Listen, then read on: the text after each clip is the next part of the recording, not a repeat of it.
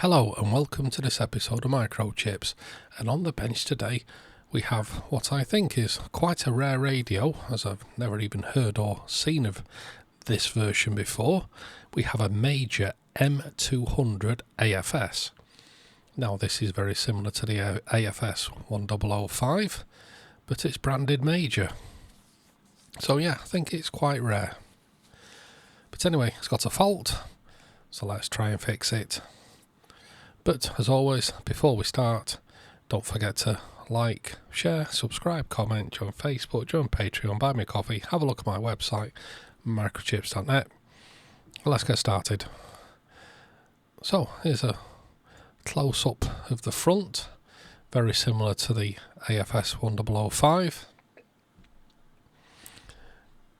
And looking at the rear, again, very similar, very small radio, but quite feature-packed. So the fault was, it doesn't receive or transmit after a while, and as you can see it's receiving and transmitting, so we'll leave it on test. Sure enough, after 10 minutes, receive just died, dropped out. Transmit died, dropped out, absolutely nothing. So the customer was right, we do have a fault. Yep, absolutely no transmit, no receive, no nothing. Answers in the comment below in what you think it is. So let's have a look inside. So PCB side looks as to be expected. Completely untouched. It's very nice. Just giving it a little push and poke about, see if it's a loose connection. And for all you playing at home, we have a 131 board and everything looks completely untouched, which is nice to see. There we are, PTBM 131A4X, very similar to the 133. There's our outputs, 2166 and 1969. Audio limiter's not been done. VCO's original. So everything looks in very good shape inside this radio. It is a 5 crystal version. So anyway, we're on the VCO test point. And we can see our VCO voltage is at near enough 5.3 volts, which says to me that the VCO is unlocked. So have we got a PLL fault? Have we got a VCO fault?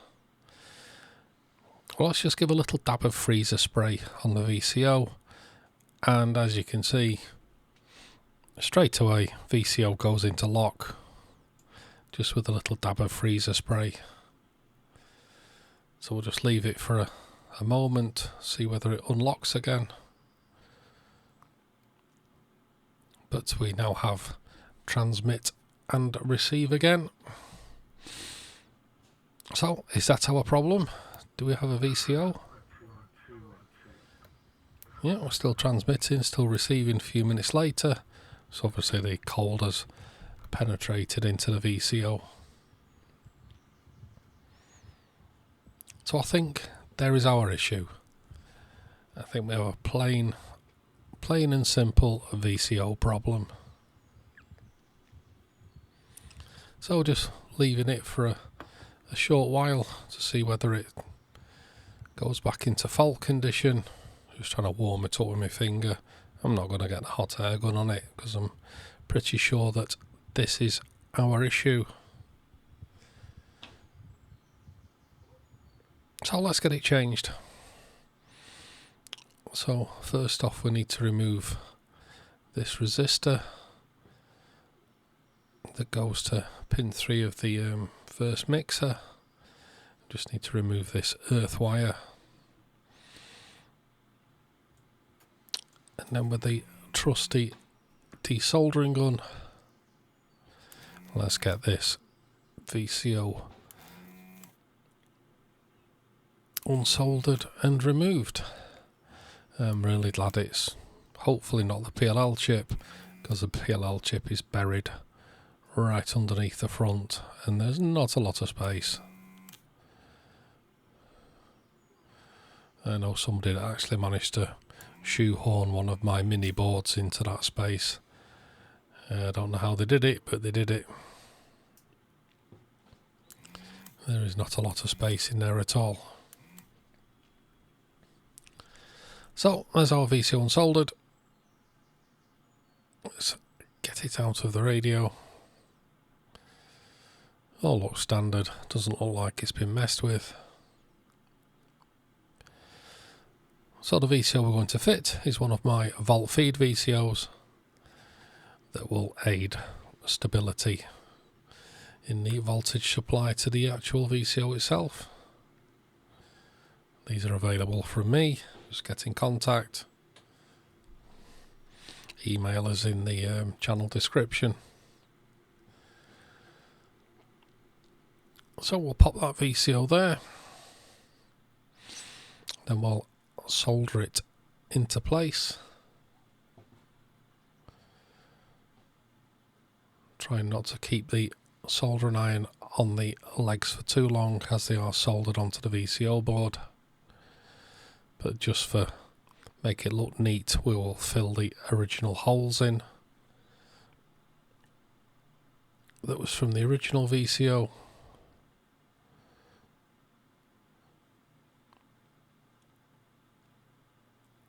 So we'll solder these in.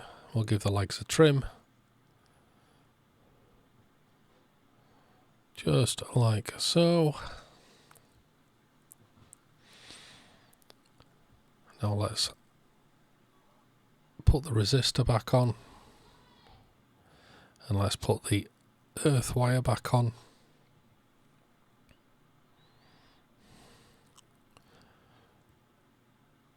Don't know whether it needs it after the VCO change, but we'll put it back anyway because it was there when we started. So now we need to find 8 volts. So 8 volts is there, right next to the AVR, or 9 volts should we say. So I've just tinned the wire wrap post, and we'll solder the feed for the VCO onto that pin. And to make it nice and tidy,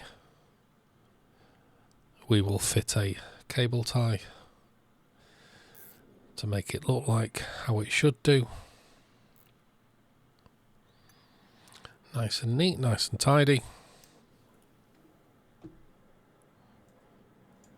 So let's set the VCO voltage.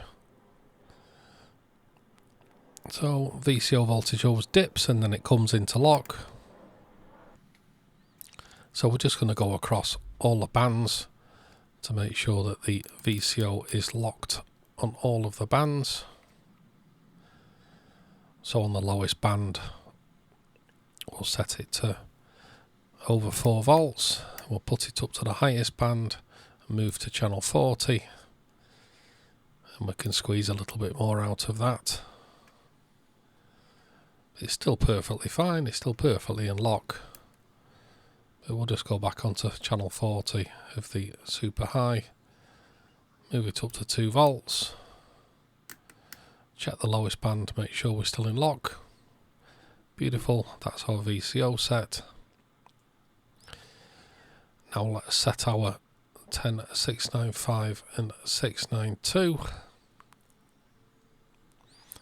Because we're giving this thing a little tune up whilst we're at it. So we'll carefully set the 10695, that's on USB. Now we're on LSB, and we'll set the 10692. So we'll just get it nice and close. Just like so. Very nice. And let's check the actual transmit frequencies now. So super low band 26065. Very nice. Now we're on low band 26515.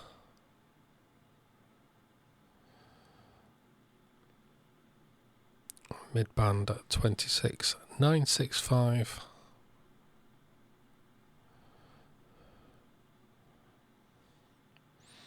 I will double check them again on the other counter later on.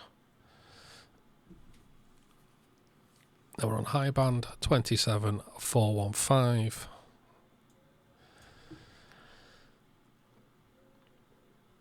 I just had to give that controller a whiz round as it was a bit twitchy in places. There we go. Audio 1 2.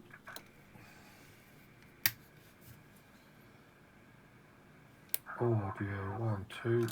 Okay, the LSB Audio seems a little bit low. So going against my audio test radio. Audio 1 2 3. Audio. We'll do the LSB offset. Now we're just having a look at the bias of the final. It's very low, so we're going to adjust that. So with the multimeter on the base of the 1969, we'll get this to roughly 0.7 of a volt. Now next is the audio limiter, R159. I'm going to be replacing this with a 3.9K. So out with the original part and in with the replacement. And we'll solder that in. That should improve SSB. And everybody's favourite part, some nice cyanide readings. And this thing is really, really sensitive. Just listen to it in real world. And we can still hear the tone at minus 130 dB. So this thing has got really, really good ears. Absolutely fantastic. Oops, try and set it right. So, yep.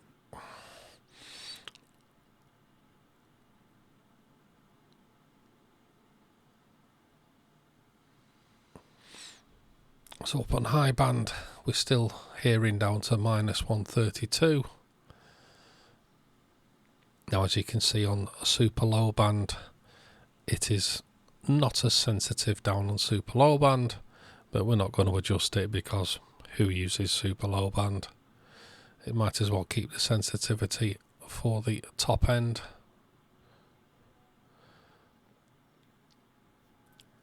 That's actually really, really sensitive. It's very, very nice.